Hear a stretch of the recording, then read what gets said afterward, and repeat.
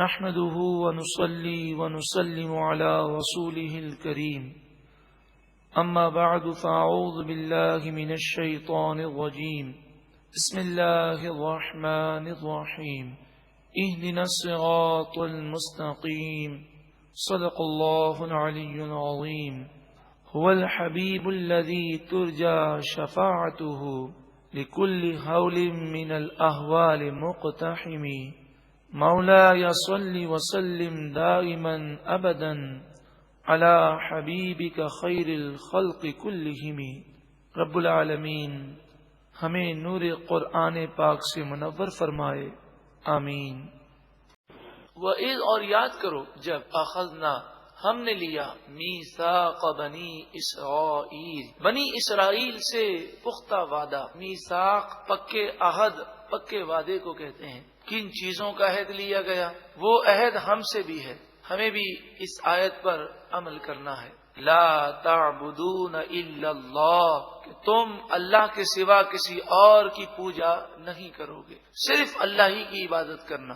وبالوالدین احسانا، اور والدین کے ساتھ بھلائی کرنا۔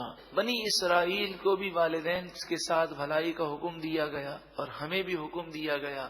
اس سے والدین کے ساتھ بھلائی کی اہمیت کا اندازہ آپ کر سکتے ہیں۔ ابن ماجہ کی روایت ہے، نبی کریم صلی اللہ علیہ وآلہ وسلم سے پوچھا گیا، ما حق الوالدین علی ولدہما، والدین کا کیا حق ہے اولاد پر؟ قال رسول اللہ صلی اللہ علیہ وسلم، اللہ کے رسول صلی اللہ علیہ وآلہ وسلم نے ارشاد فرمایا، ہما جنتک و نارک، یہ تیری جنت بھی ہے اور تیری جہنم بھی ہے، ان کی خدمت کرے گا تو جنتی ہو جائے گا اور ان کے دل کو دکھائے گا تو جہنمی ہو جائے گا۔ والدین کے حقوق اگر مزید سماعت کرنا چاہیں تو یہ کیسٹ حاصل کریں۔ آخر قصور کس کا؟ آخر قصور کس کا؟ وذل قربا، اور رشتہ داروں کے ساتھ اچھا سلوک کرو۔ کئی لوگ ہیں جو اپنے رشتہ داروں کی پرواہ نہیں کرتے، ان کے ساتھ بھلائی نہیں کرتے، ان کی مدد نہیں کرتے۔ آئیے ہم حدیث پاک کی روشنی میں رشتہ داروں سے اچھا سلوک کرنے کی فضیلت سماعت کریں۔ بخاری و مسلم میں حضرت انس رضی اللہ تعالی عنہ روایت کرتے ہیں، نبی کریم صلی اللہ علیہ وآلہ وسلم نے ارشاد فرمایا، من احب ان یبسط لہو فی رزقہ وینسأ لہو فی اثرہ، جو یہ چاہتا ہو کہ اس کی روزی میں کشادگی ہو جائے اور اس کی عمر میں برکت ہو جائے، جو یہ چاہتا ہو فلیصل رحمہ، اسے چاہیے کہ وہ رشتہ داروں کے حقوق کو ادا کرے، روزی میں برکت بھی ہوگی اور عمر میں بھی برکت ہو جائے گی۔ والیتاما، اور یتیموں کے ساتھ اچھا سلوک کرو۔ نبی کریم صلی اللہ علیہ وآلہ وسلم نے ارشاد فرمایا، سب سے اچھا گھر وہ ہے جس میں یتیموں کے ساتھ اچھا سلوک کیا جاتا ہے، اور سب سے بدترین گھر وہ ہے جس میں یتیموں کے ساتھ برا سلوک کیا جاتا ہے۔ یتیم کے سر پر محبت کے ساتھ، شفقت کے ساتھ کوئی اپنے ہاتھ کو پھیرتا ہے، فرمایا حدیث پاک میں، اس ہاتھ کے نیچے سے جتنے بال گزرتے ہیں اللہ تعالیٰ ان بالوں کے برابر نیکیاں عطا فرماتا ہے۔ والمساکین، اور مسکینوں کے ساتھ، غریبوں کے ساتھ اچھا سلوک کرو۔ وقولوا للناس حسنا، اور لوگوں سے اچھی بات کہو، بات میٹھی ہونی چاہیے، گھر میں بھی میٹھے ہو جائیں، باہر بھی میٹھے ہوں، گفتگو ایسی ہو جیسے زبان سے پھول جھر رہے ہیں۔ جب اچھی گفتگو کریں گے تو جنت کی بشارت ہے۔ نبی کریم صلی اللہ علیہ وآلہ وسلم کے سامنے ایک جنازہ اٹھا، کسی عورت کا جنازہ تھا۔ صحابہ کرام علیہم رضوان نے عرض کی، یا رسول اللہ صلی اللہ علیہ وسلم، یہ عورت بہت نیکیاں کرتی، بہت نوافل پڑھا کرتی، مگر اس کی زبان سے اس کے پڑوسی تنگ تھے، زبان سے لوگوں کو تکلیف دیتی تھی۔ آپ نے فرمایا اس پر جہنم واجب ہو گئی۔ پھر دوسرا جنازہ اٹھا، کہا یا رسول اللہ صلی اللہ علیہ وسلم، یہ فرائض و واجبات اور ضروری چیزیں تو ادا کرتی، لیکن نوافل کی اتنی کثرت نہیں کرتی تھی، مگر زبان کی بڑی ہی پیاری تھی، زبان بڑی اس کی میٹھی تھی، اس کے حسن اخلاق سے سب متاثر تھے۔ حدیث کا خلاصہ تو نبی کریم صلی اللہ علیہ وآلہ وسلم نے فرمایا اس کے لیے جنت واجب ہو گئی۔ اللہ تعالی ہمیں بھی میٹھی زبان عطا فرمائے۔ گھر میں ہوں، بال بچوں سے گفتگو کریں، ماں باپ سے کریں، رشتہ داروں سے کریں، دوستوں سے کریں۔ بس آج یہ ہم نیت کرتے ہیں انشاءاللہ آج کے بعد ہم اپنی زبان سے کسی مسلمان کو تکلیف نہیں دیں گے۔ وَأَقِيمُوا الصَّلَاةَ اور نماز قائم کرو، وَآتُوا الزَّكَاةَ اور زکوٰۃ ادا کرو، ثم پھر تولیتم تم پھر گئے، الا قلیلا منکم مگر تھوڑے تم میں سے اس عہد پر قائم رہے، وانتم معرضون اور تم ہو ہی منہ پھیرنے والے۔ بنی اسرائیل سے کیا جانے والا دوسرا عہد ذکر کیا جاتا ہے، وَإِذْ أَخَذْنَا مِيثَاقَكُمْ اور یاد کرو جب ہم نے تم سے پکا وعدہ لیا، لا تسفکون دماءکم کہ آپس میں ایک دوسرے کا خون تم نہیں بہاؤ گے، قتل نہیں کرو گے، ولا تخرجون انفسکم من دیارکم اور اپنے لوگوں کو بستیوں سے ان کے گھروں سے باہر نہیں نکالو گے، ثم اقررتم پھر تم نے اقرار کیا، وانتم تشہدون اور تم اس پر گواہ ہو، ثم انتم ہؤلاء پھر تم وہی ہو، تقتلون انفسکم جو اپنے لوگوں کو قتل کرتے ہو، وتخرجون فریقا منکم من دیارہم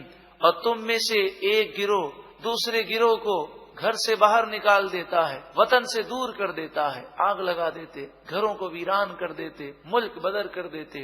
اوس اور خزرج جو مدینے کے قبیلے تھے، نبی کریم صلی اللہ علیہ وآلہ وسلم نے جو اسلامی ریاست مدینہ منورہ میں بنائی، اس سے پہلے یہ مدینے کے دونوں قبیلوں کی لڑائیاں جاری تھی، اوس اور خزرج کی۔ 120 سال تک یہ لڑتے رہے ہیں اور نبی کریم صلی اللہ علیہ وآلہ وسلم نے انہیں ایمان کی دولت عطا فرمائی اور انہیں بھائی بھائی بنا دیا۔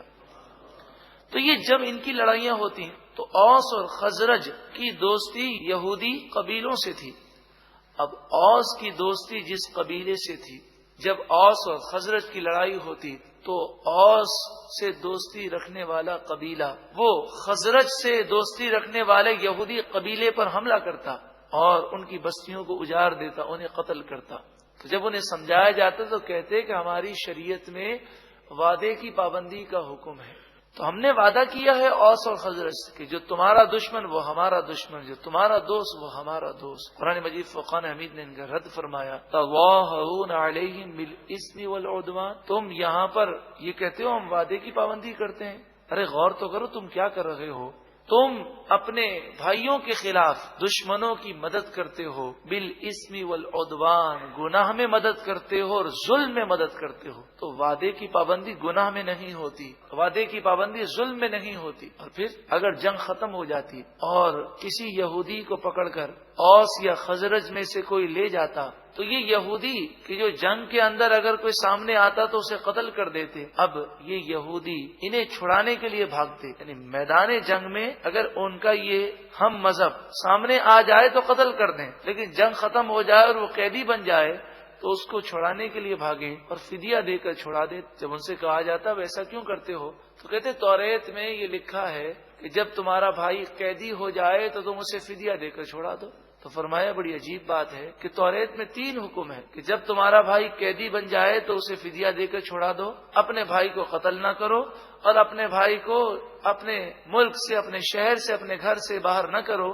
تم 2 پر عمل نہیں کرتے، 1 پر عمل کرتے ہو۔ وَإِن يَأْتُوكُمْ أُسَارَىٰ اور اگر وہ تمہارے پاس قیدی ہو کر آئیں تو فادوہم تم انہیں فدیہ دے کر چھڑا دیتے ہو، وَهُوَ مُحَرَّمٌ عَلَيْكُمْ إِخْرَاجُهُمْ حالانکہ ان کا نکالنا ہی تم پر حرام تھا۔ یہ کیا بات ہے؟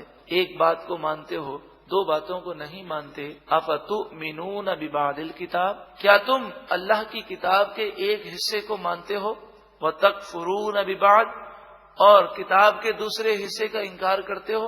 تو جو ایسا کرے گا وہ کافر ہے۔ پوری اللہ کی کتاب کو ماننا ضروری ہے۔ اگر کوئی قرآن مجید فرقان حمید کی تعلیمات میں سے کسی بات کو مانے اور کسی بات کا انکار کر دے تو وہ مکمل کافر ہے کہ قرآن کی ایک بات کا انکار کرنا پورے قرآن کا انکار کرنا ہے۔ اور جو شخص ایسا کرے اس کا انجام کیا ہوگا؟ فما جزاء من يفعل ذلك منکم تم میں سے جو کوئی یہ کرے گا الا خزي في الحیات الدنیا اس کے لیے دنیا کی زندگی میں ذلت اور رسوائی ہے۔ آج مسلمان بھی ذلیل اور رسوا ہیں اسی وجہ سے کہ قرآن کی بعض تعلیمات پر عمل کرتے ہیں، بعض پر عمل نہیں کرتے، اور بعض تو اتنے نادان ہیں کہ عمل بھی نہیں کرتے اور اسے مانتے بھی نہیں ہیں۔ اللہ اکبر. یوم القیامت یردون الی اشد العذاب، اور قیامت کے دن وہ شدید ترین عذاب میں لوٹائے جائیں گے، پھینک دیے جائیں گے. وما اللہ بغافل عما تعملون، تمہارے کاموں سے اللہ تعالی غافل نہیں، بے خبر نہیں، وہ باخبر ہے. ایسا انہوں نے کیوں کیا؟ سب کچھ جانتے بوجھتے اتنا بڑا گناہ وہ کیوں کرتے؟ فرمایا اولئک الذین اشتروا الحیات الدنیا بالآخرہ. قرآن کی فصاحت و بلاغت پر قربان جائیے. قرآن کا انداز مبارک تو دیکھیے. 1400 سال گزر گئے، لیکن آج بھی اس کتاب کو پڑھیں تو ایسا لگتا ہے کہ آج کے دور کی باتیں اس میں موجود ہیں. یہ قرآن کا معجزہ ہے. کوئی بھی پرانی کتاب پڑھی جائے تو لگتا ہے کہ کئی صدیوں پرانی کتاب ہے، لیکن قرآن کو پڑھیں تو لگتا ہے کہ جیسے ابھی اس کا نزول ہوا ہو. دنیا کی محبت یہ تمام برائیوں کی جڑ ہے. یہ تباہ اسی وجہ سے ہوئے. اولئک الذین اشتروا الحیات الدنیا، انہوں نے دنیا کی زندگی کو حاصل کیا بالآخرتی، اپنی آخرت کو داؤ پہ لگا کر. آخرت برباد ہو تو ہو، جہنم ملے تو ملے، قبر میں عذاب ہو تو ہو، اس کی پرواہ نہیں. آج بھی مسلمانوں کا یہی حال ہے. فلا یخفف عنہم العذاب، اور قرآن نے آگے فرمایا پس ان سے عذاب ہلکا نہ کیا جائے گا. ولا هم ینصرون، اور ان کی مدد نہ کی جائے گی. بنی اسرائیل کے یہ واقعات ہماری نصیحت کے لیے ہیں. ہم بھی سوچیں کہ کیا ہم ایسے تو نہیں.